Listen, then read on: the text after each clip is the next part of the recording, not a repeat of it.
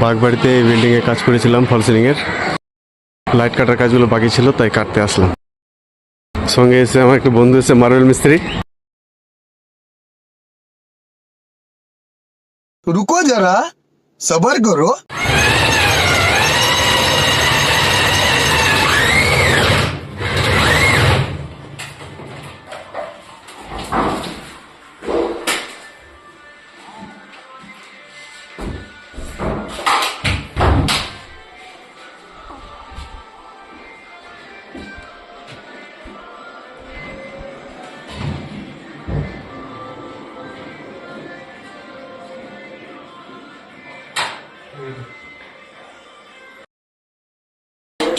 ঘর থেকে খাটতে এই জন্য হয়, এখানে লাইটের সিস্টেম কোনো ছিল না।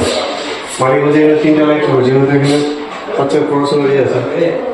আবার এখানে 4টা খাটতে হবে এবার আমাদেরকে।